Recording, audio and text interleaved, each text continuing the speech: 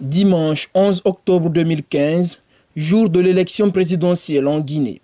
6 048 000 électeurs sont invités à élire le président de la République pour les 5 années à venir.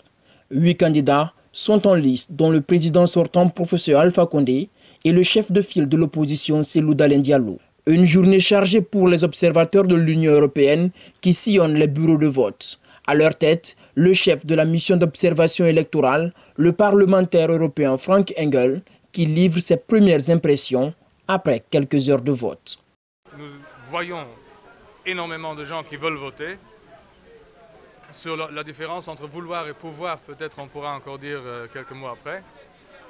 Qui veulent voter, qui votent paisiblement. Et globalement, partout où nous avons été, à Conakry et en dehors, le vote se passe bien.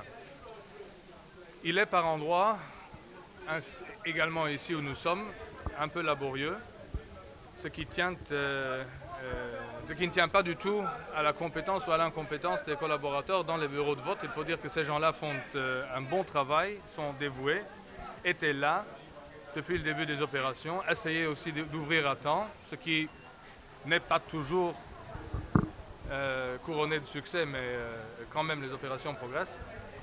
Il y a des problèmes manifestes en termes de possibilités pour les collaborateurs du bureau de vote de retrouver leurs électeurs parce que les listes dont ils disposent ne comportent pas d'ordre logique, ni alphabétique, ni numérique. La mission d'observation électorale de l'Union européenne a déployé 72 observateurs sur le terrain. Les conclusions de son observation vont être remises aux autorités guinéennes, mais avant, le chef de la mission fera une déclaration préliminaire.